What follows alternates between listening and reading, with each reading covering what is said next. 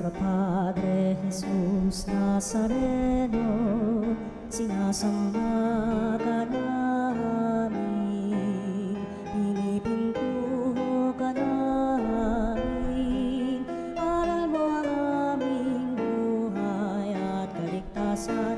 Nuestro Padre Jesús Nazareno, iligtas mo kami sa kamatayan. Ang krus mong pinamatayan ay sagisag ng aming kaligtasan. Nuestro Padre Jesús Nazareno, dinarangal ka namin. Nuestro Padre Jesús Nazareno, inulwalhati ka namin. Nuestro Padre Jesús Nazareno, inarangal ka namin. Nuestro Padre Jesús Nazareno, inulwalhati ka namin.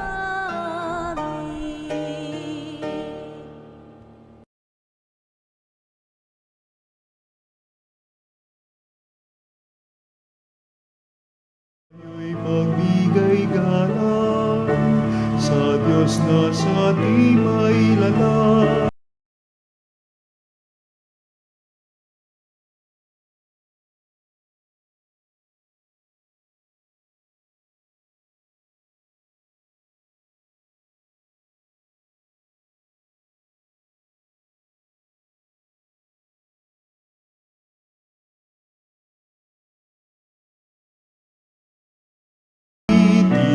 Sa piging na handog niya sa atin, ialay ang awitin sa piging na handog niya sa atin.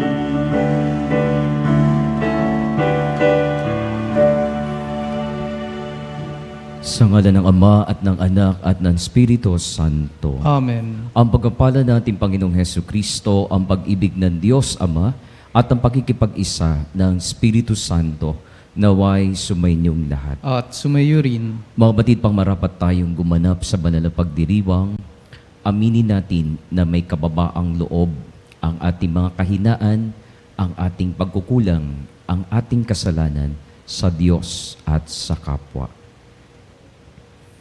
Inaamin ko sa makapangyarihan Diyos at sa inyo mga kapatid, na lubha akong nagkasala sa isip, sa salita at sa gawa, at sa aking pagkukulang.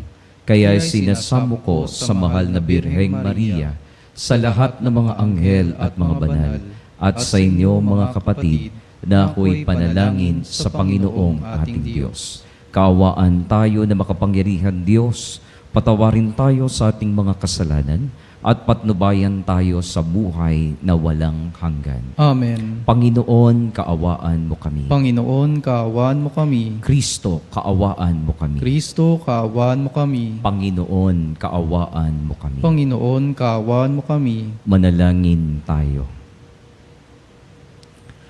Ama naming makapangyarihan, mapasa amin nawa ang kakayanang gumanap na kaloob ng Espiritu Santo upang sundin ang loob mo at magawa namin ang kasiyasiya sa iyo sa pamamagitan ni Jesucristo kasama ng Espiritu Santo magpasawalang hanggan. Amen.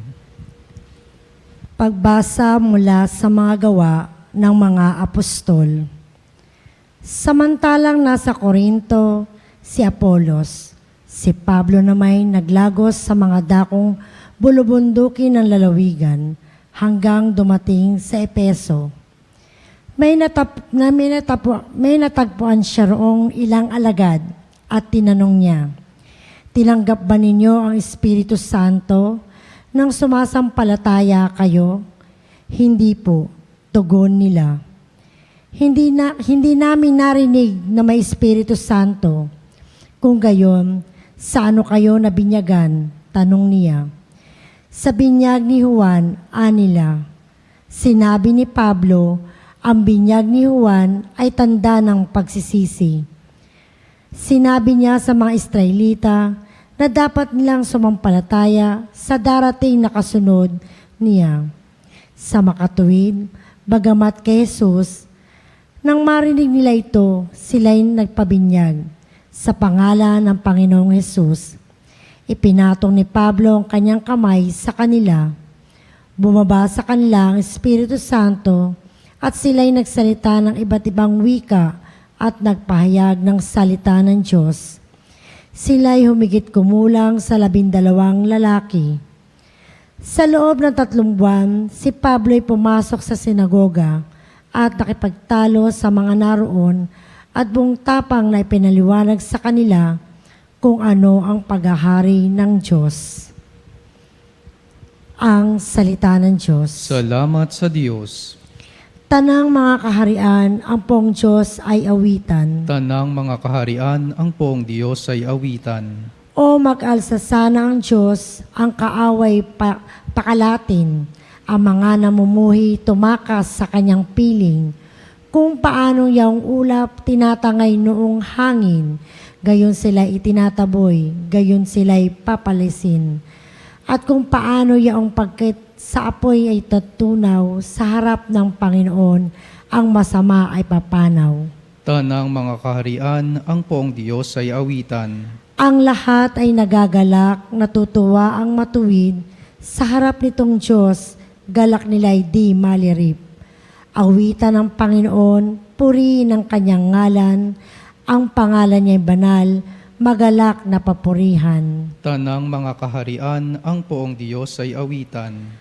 Ang Diyos na naroon sa tahanan nilang templo, tumitingin sa ulila at sanggalan ng mga balo. May tahanan siyang laan sa sinumang nalulungkot.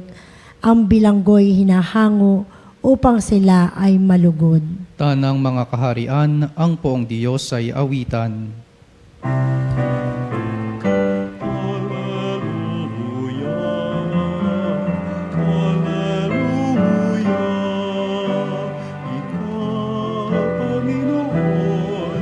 Siyang daan, ang buhay at ang katotohanan. Hallelujah!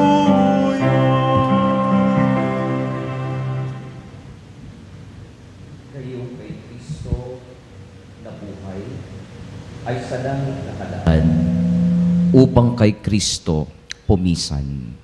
Alleluia, alleluia. Sumainyo ang Panginoon. At sumayo rin. Ang bagapahayag na mabuting balita ng Panginoon ayon kay San Juan. Papuri sa iyo, Panginoon. Noong panahong iyon, sinabi ng mga alagad kay Jesus, "Ngayon po ay tuwiran na ang inyong pangungusap sa amin at hindi na patalinghaga. Alam na naming batid ninyo ang lahat ng bagay at di na kailangang tanungin ninuman. Dahil dito, naniniwala kaming kayo ay mula sa Diyos." Sumagot si Jesus, "Naniniwala na ba kayo ngayon? Darating ang oras at ngayon na nga na magkakawatak-watak kayo, magkakanya-kanya ng lakad kayo, at iiwan ninyo ako. Gayunman ay hindi ako nag-iisa, sapagkat kasama ko ang Ama. Sinabi ko ito sa inyo upang kayo'y magkaroon ng kapayapaan sa pakikipag-isa sa akin. Mayroon kayong kapighatian dito sa sanlibutan. Ngunit lakasan ninyo ang inyong loob. Napagtagumpayan ko na ang sanlibutan." Mga kapatid, ang mabuting balita ng kaligtasan. Pinupuri ka namin, Panginoong Heso Kristo. Magandang gabi po sa inyong lahat, mga kapanalig. Ngayon ho ay pinagpapatuloy natin sa ating ebanghelyo yung farewell discourse ng ating Panginoon. At sa ebanghelyo ngayon, ang tagpo, unti-unti nang nagkaroon ng kamalayan ang mga alagad ni Jesus tungkol sa kanyang ipinapahayag hinggil sa misteryo ng kanyang buhay. Sa huling hapunan, binanggit ng Panginoon sa mga alagad yung mga unos, yung mga pagsubok na darating sa kanyang buhay. Yung pagkakanulo ni Judas, yung kanyang pagbabata ng hirap, yung pag-iwan sa kanya, at yung pagkawatak-watak ng lahat ng kanyang mga alagad, at pagtanggi ng kanyang mga malalapit at pinagkakatiwalaang mga alagad. Pero si Jesus, nananatili pa ring buo ang kanyang loob, na dumating man ang lahat ng mga pagsubok, lahat ng unos, alam ni Jesus na kasama niya ang Diyos sa laban ng buhay. Sa bandang huli, sinabi niya rin sa kanyang pamamagitan na magkakaroon ang mga alagad ng kapayapaan. At sinabi rin niya, merong kaakibat na pagdadalamhati ang sumunod sa kanya. Pero dapat nilang lakasan ang kanilang loob dahil napagtanggumpayan na niya ang lahat ng mga pagsubok. Ang punto lang naman ni Jesus, kapag sumunod sa Kanya, hindi naman talaga maiiwasan ang mga krus ng pagsubok. Hindi maiiwasan na dadanas ka ng hirap dahil merong kukutsa sa'yo, merong mga pag-uusig. Totoo ang sinasabi ni Jesus.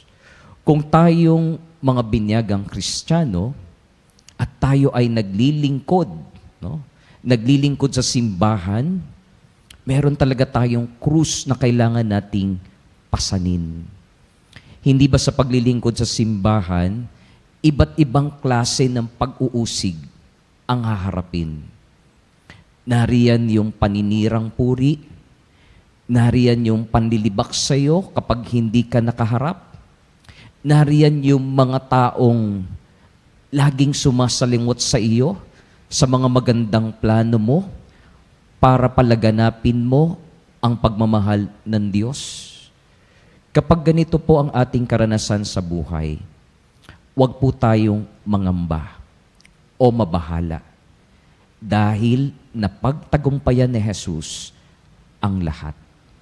Narinig naman natin yung kanyang masalimuot na pinagdaanan sa buhay. Pero sa huli, nanaig pa rin naman si Jesus. Siya pa rin ang hari ng sanlika. Siya pa rin ang nagtagumpay. Mga kapatid, nagtagumpay si Jesus 2,000 years ago ang nakaraan. Napagtagumpayan niya yung mga hamon sa buhay. Napagtagumpayan niya ang kamatayan at kasalanan. Kaya nga magandang itanong natin, paano ba nagtagumpay si Jesus? Ano ang naging sandata ng ating Panginoon sa pagharap sa mga pagsubok, sa lahat ng kanyang mga pinagdaanan? Saan ba siya humugot ng lakas at ng tibay ng loob? Saan ba nanggaling yung kanyang tapang at lakas na magpatuloy sa buhay? Pag-ibig. Tanging pag-ibig lang ang maaaring panggalingan ng tapang at lakas sa gitna ng matitinding pagsubok sa buhay. Mga kapanalig, kung yung pag-ibig, pag-ibig ni Jesus ang mamamayani sa kalooban, walang hindi mapaglalabanan. Kung pagmamahal ang laman ng puso, walang laban na hindi mapagwawagian. Dahil kung may totoong pag-ibig, naroon din po ang Diyos. Paano nakakayanan ng marami yung mga pagsubok sa buhay? Marami pong kwento ng pagsubok na hindi biro. Maraming matitinding pagsubok at hamon ang hinaharap natin sa pang-araw-araw na buhay. yung maghanap ka lang ng paraan para buhayin ang pamilya araw-araw, yun ay talagang mahirap na. No? At napakarami pang krisis sa panahon natin ngayon. Ano? Sinasabi na maganda daw ang takbo ng ekonomiya. Ano? Tumaas daw ang GDP, no? Gross Domestic Product ng Pilipinas, no? Tumaas daw ng 5.4%. No? Ang tanong, sino bang nakakaramdam nun? No? Yung mayayaman, yung mga may negosyo na kumikita, marahil nararamdaman nila na gumaganda nga yung takbo ng ekonomiya. Pero yung mga milyong-milyong Pilipino na mahihirap, isang kahig, isang tuka, hindi nila nararamdaman yung sinasabi na maganda ang takbo ng ekonomiya. Ang nararamdaman ng maraming Pilipino ngayon ay gutom at mas lalong paghihirap. Mga kapatid, kung marunong po tayong kumilatis, no? Minsan sa tingin pa lang, alam mo na merong pinagdadaanan ng isang tao. Makikita mo sa kanyang facial expression, sa kanyang gestures, yung kanyang mga kilos at reaksyon, nagpapahiwatig na merong pinagdadaanan ang isang tao. Merong hamon sa kanyang buhay.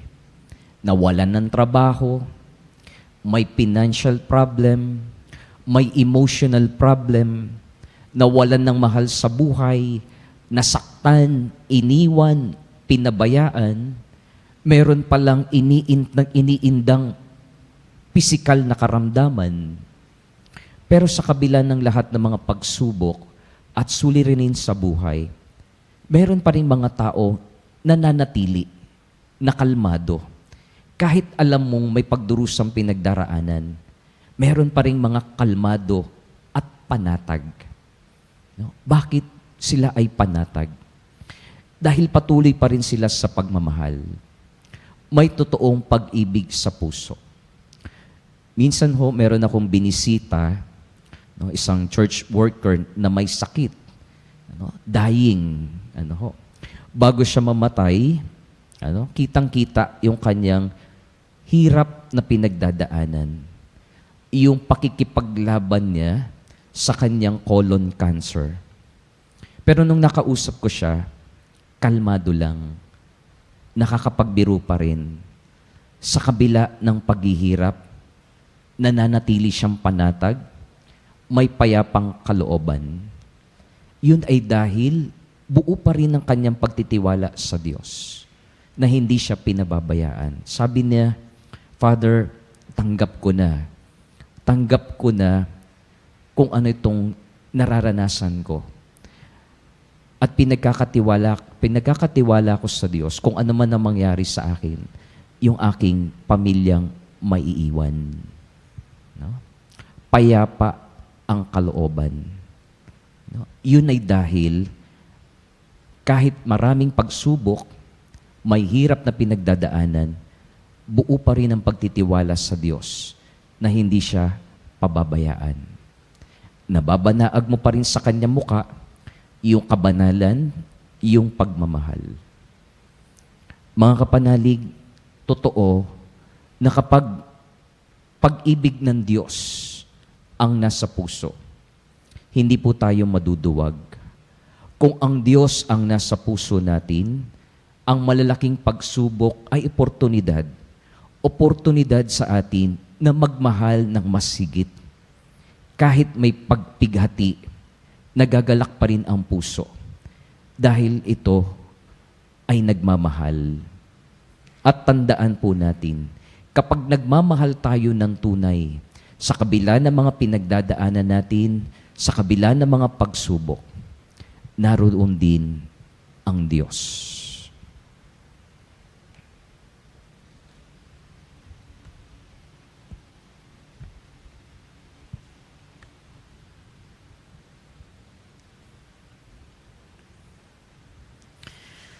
Pagkatapos mapagtagumpayan ni Jesus ang mundo, isinugon niya ang Espiritu upang tulungan tayo sa mga hinaharap nating pagsubok at sa ating misyon na magpatotoo sa Kanya. Manalangin tayo upang pagkalooban tayo ng lakas at hilingin ang Kanyang tulong sa ating mga pangangailangan. Panginoon, dinggin mo ang aming panalangin. Panginoon, dinggin mo ang aming panalangin.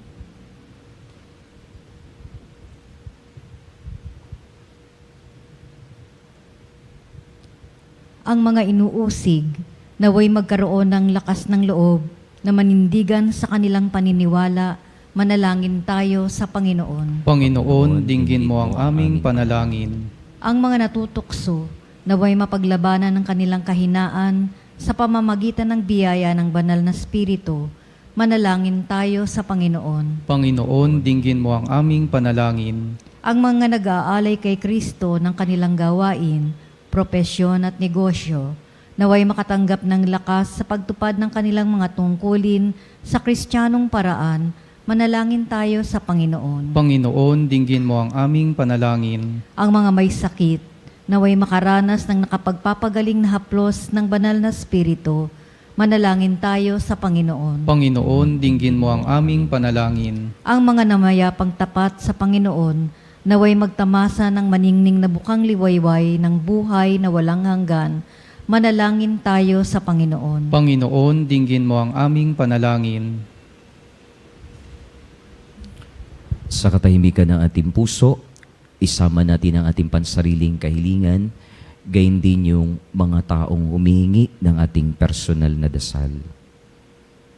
Nais kong isama ang pasasalamat para sa biyaya ng buhay ni Father Alan Samonte, ang Rector and Parish Priest ng Shrine of St. Peter Commonwealth na ngayon ay nagdiriwang ng kanyang kaarawan. Gayon din para sa 6th Church Dedication Anniversary ng Diocesan Shrine and Parish of Our Lady of Fatima sa pangunguna ni Father Aris De Leon. Manalangin tayo sa Panginoon. Panginoon, dinggin mo ang aming panalangin.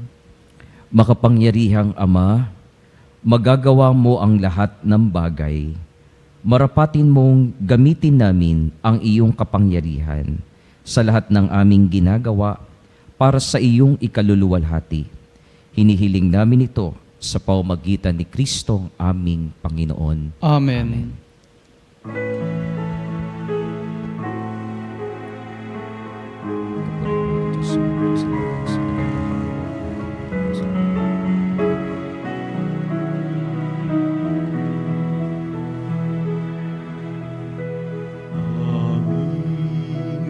hatid, alay na ito, ang tinapay na nagmula sa pagkakalamon. At tanggapin ang alak na ito, inuming inihain sa'yo.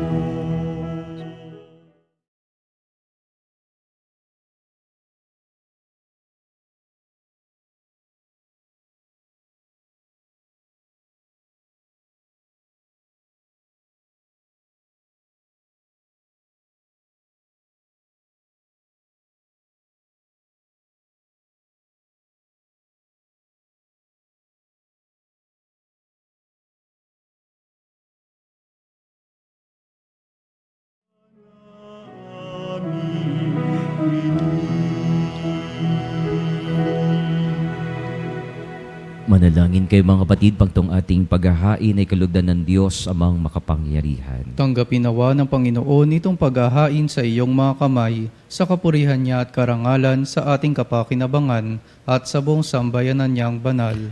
Ama naming lumikha, kami nawa ay makapaghain ng ginaganap ng anak mong giliw sa kapagpapatawad ng mga kasalanan namin at ang aming kalooban ay iyong palakasin sa pamamagitan ni Jesucristo, kasama ng Espiritu Santo, magpasawalang hanggan. Amen.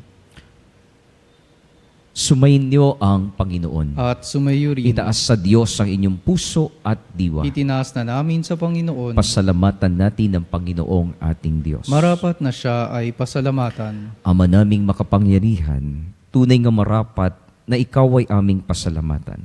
Ngayong pinagdiriwang ang paghahain ng Mesiyas, ang maamong tupa na tumubos sa aming lahat. Naghahaing walang humpay ang anak mong minamahal upang magkasalo-salo ang tanan sa piging ng iyong buhay. Hindi na mamamatay ang inihain sa krus. Ang sa krus ay pinako, ay buhay lagi bilang handog. Kaya kaysa ng mga anghel na nagsisiawit ng papuri sa iyo na walang humpay sa kalangitan, kami nagbubunyi sa iyong kadakilaan. Santo, Santo, Santo, Diyos na makapangyarihan, napupuno.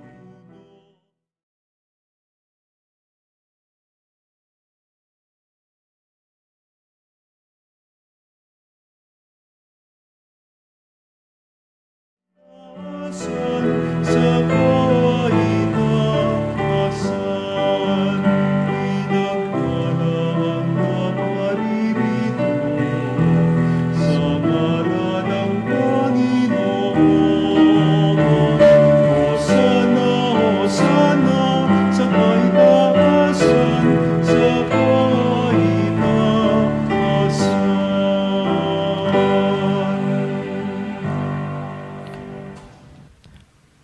Ama naming banal, ikaw ang bukal ng tanang kabanalan.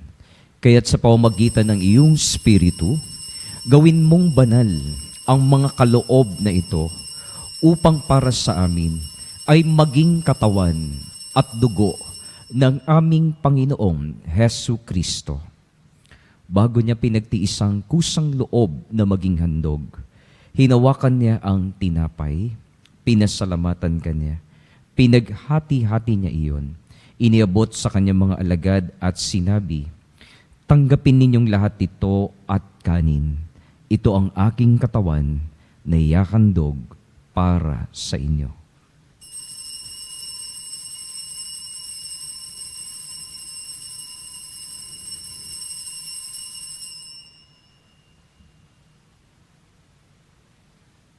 Gayun din naman noong matapos ang hapunan, hinawakan niya ang kalis, muli kanyang pinasalamatan. Iniabot niya ang kalis sa kanyang mga alagad at sinabi, "Tanggapin ninyong lahat ito at inumin. Ito ang kalis ng aking dugo, ng bago at walang hanggang tipan, ang aking dugo na ibubuhos para sa inyo at para sa lahat, sa kapagpapatawad ng mga kasalanan.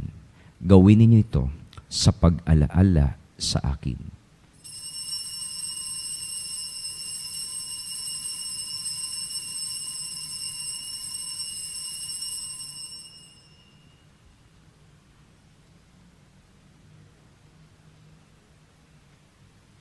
Ipagbunyi natin ang misteryo ng pananampalataya.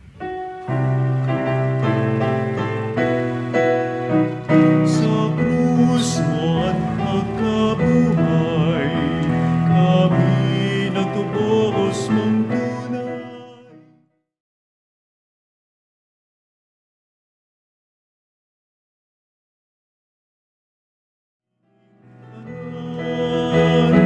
Panginoong Jesus, aming mahal, ngayon at magpakailanman. Ama, ginagawa namin ngayon ang pag-alaala sa pagkamatay at muling pagkabuhay ng iyong anak. Kaya tinialay namin sa iyo ang tinapay na nagbibigay buhay at ang kalis na nagkakaloob ng kaligtasan. Kami ay nagpapasalamat dahil kami ay iyong minarapat na tumayo sa harap mo para maglingkod sa iyo. Isinasamo namin kami magsasalo-salo sa katawan at dugo ni Kristo ay mabuklod sa pagkakaisa sa pamamagitan ng Espiritu Santo. Ama, lingapin mo ang iyong simbahang laganap sa buong daigdig. Puspusin mo kami sa pag-ibig, kaisa ni Leon na aming Papa at ni Elias na aming Obispo at ng Tanang Kaparian. Alalahanin mo rin ang mga kapatid naming nahimlay na may pag-asang sila ay muling mabubuhay, gayon din ang lahat ng mga pumanaw. Kaawaan mo sila at patuloyin sa iyong kaliwanagan. Kaawaan mo at pagindapatin kaming lahat na makasalo sa iyong buhay na walang wakas, kaysa ng mahal na Birheng Maria na ina ng Diyos, kaysa ni San Jose na kabiyak ng kanyang puso, kaysa ng mga apostol at ng lahat ng mga banal na namuhay dito sa daigdig ng kalugod-lugod sa iyo. May pagdiwang naman namin ang pagpupuri sa ikararangal mo sa pamamagitan ng iyong anak na aming Panginoong Hesu Kristo. Sa pamamagitan ni Kristo, kasama niya at sa Kanya, ang lahat ng parangal at papuri ay sa iyo, Diyos amang makapangyarihan, kasama ng Espiritu Santo, magpasawalang hanggan.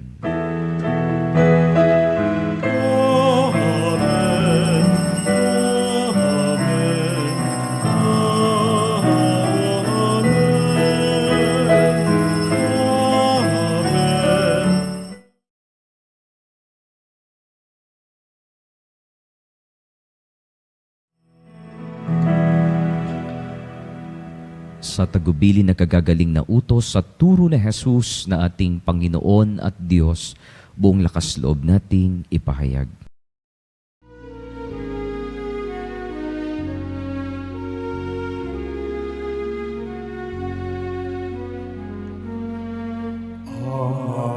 Anamin sumasalangit ka, sambahin ang ngalan mo.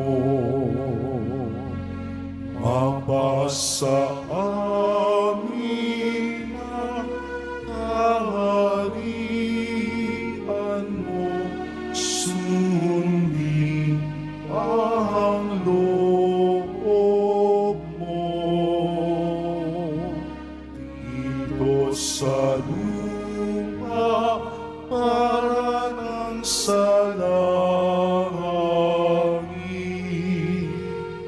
bigyan mo kami ngayon ng aming kakanin sa araw-araw, at patawarin mo ang aming mga sala para ng pagpapatawad namin sa nagkakasala sa amin. At huwag mo kami ipahintulot sa tukso, at iadya mo kami sa lahat ng masama.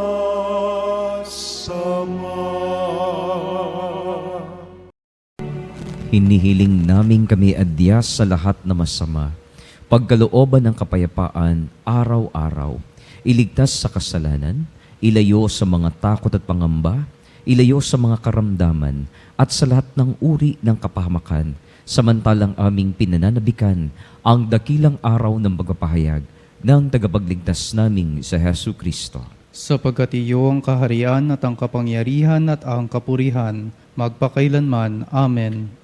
Panginoong Hesu Kristo, sinabi mo sa iyong mga apostol, kapayapaan ang iniiwan ko sa inyo. Ang aking kapayapaan ang ibinibigay ko sa inyo. Tunghayan mo ang aming pananampalataya at huwag ang paulit-ulit naming pagkakasala. Pagkalooban mo kami ng kapayapaan at pagkakaisa ayon sa iyong kalooban, kasama ng Espiritu Santo, magpasawalang hanggan. Amen. Ang kapayapaan ng Panginoon ay laging sumainyo. At sumayo rin. Magbigayan kayo ng kapayapaan sa isa't isa. Peace be with you.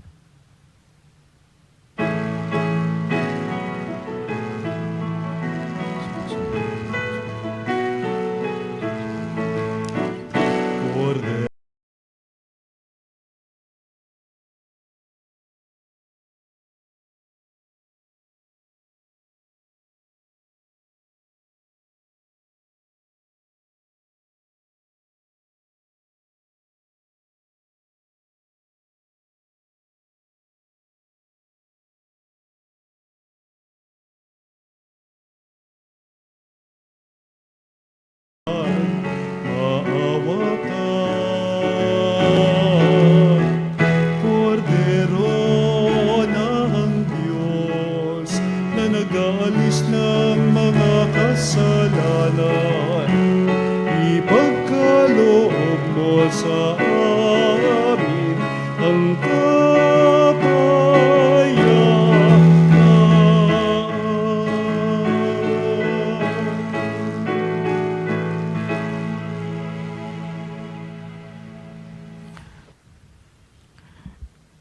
Ito ang kordero ng Diyos. Siyang ating daan, ang katotohanan at ang buhay, na patuloy na nagpapagaling, nagpapatawad, at nag-aalis ng mga kasalanan ng sanlibutan. Mapapalad tayong inaanyayahan sa kanyang banal na piging. Panginoon, hindi ako karapat-dapat na magpatuloy sa iyo, ngunit sa isang salita mo lamang ay gagaling na ako.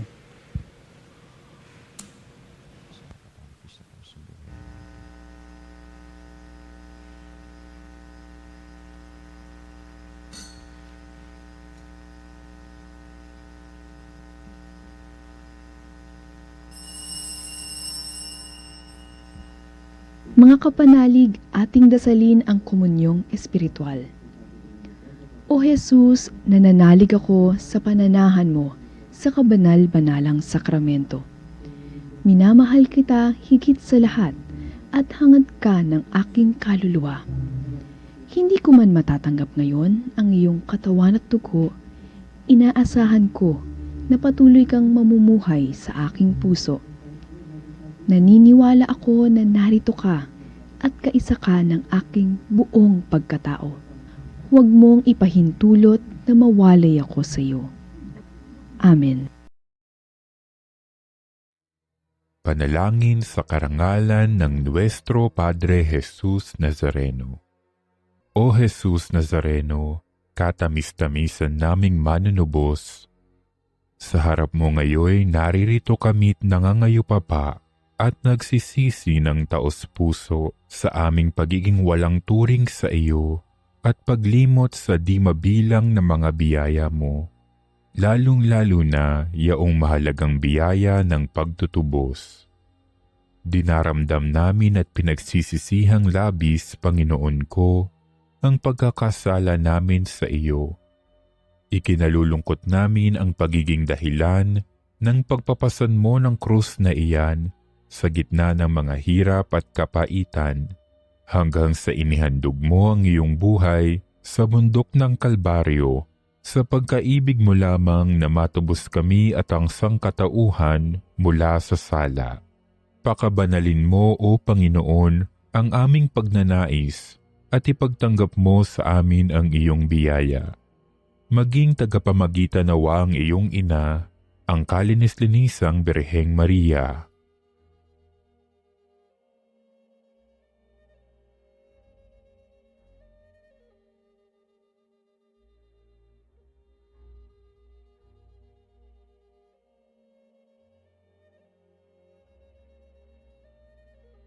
Ama naming makapangyarihan, niloob mong akuin ang iyong anak, ang krus at kamatayan, upang ang sangkatauhan ay matubos at mabuhay.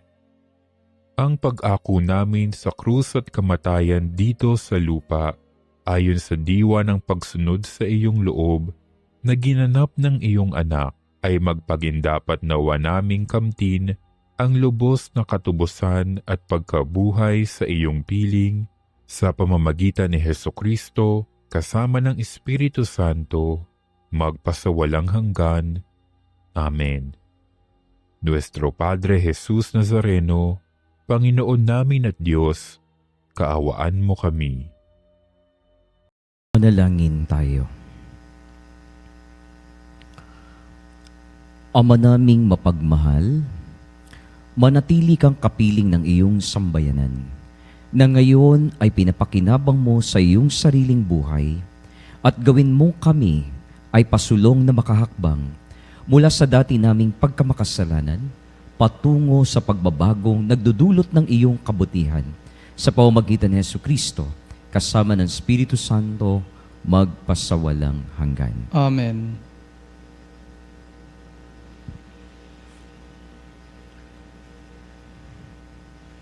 Panalangin para sa mga may sakit. O makapangyarihan at mapagkalingang Ama, kaming mga dumaranas ng mga karamdaman ay dumudulog sa iyong kalooban, sapagkat ikaw ang taga-aliw ng mga nagdadalamhati at kalusugan ng mga may sakit.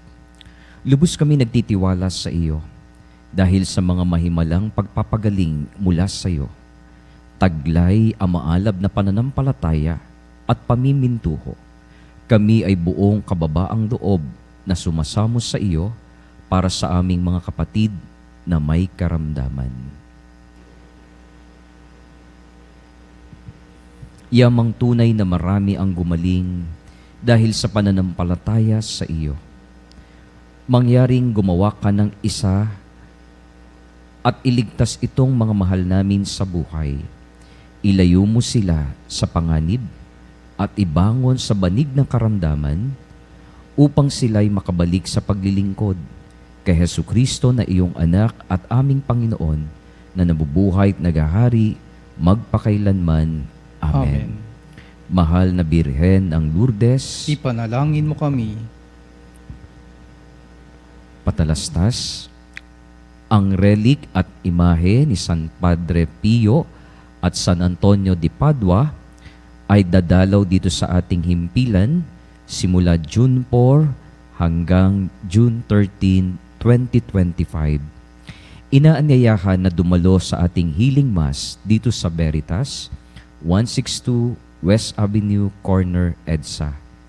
Para po sa inyong mga pamisang pasasalamat, kaarawan, kagalingan, special intention, kaluluwa, at mass sponsor o love offering, tumawag lamang po sa Religious Department 8-925-7931, Local 129-131-137 o mag-text sa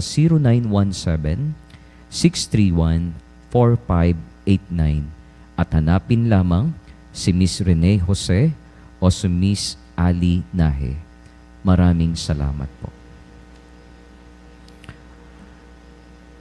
Nais kong pasalamatan lahat po ng nakiisa sa ating banal na pagdiriwang ngayon, gayon din ang sumusubaybay sa Radio Veritas 846 at sa ating mga sumusubaybay din sa Facebook page ng ating himpilan. Sumainyo ang Panginoon At sumayo rin.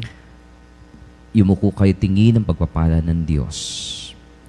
Ama naming mapagpala, ang mga nakikiusap na makapamalaging tapat sa iyo ay manatili nawang nananalig sa iyong pag-ibig at nagpapalaganap nito sa kapwa-tao sa daigdig sa pamamagitan ni Jesucristo kasama ng Espiritu Santo magpasawalang hanggan. Amen. At pagpalain kayo na mahabagin at makapangyarihan Diyos, Ama at Anak at Espiritu Santo. Amen. Tapos nating pagdiriwang, umayo kayong taglay ang kapayapaan at pag-ibig ni Kristong muling nabuhay.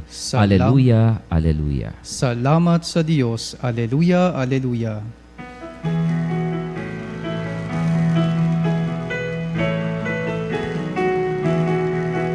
Magsiawit kayo sa Panginoon. Hallelujah, awit sa Panginoon. Purihin, purihin ang kanyang pangalan. Ipahayag, ipahayag ang dulot niyang kaligtasan.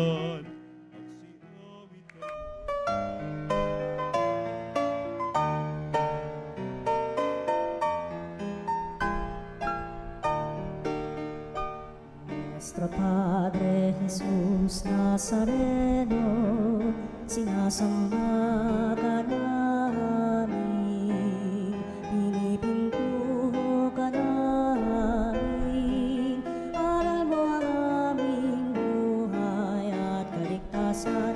Nuestro Padre Jesus Nazareno, iligtas mo kami sa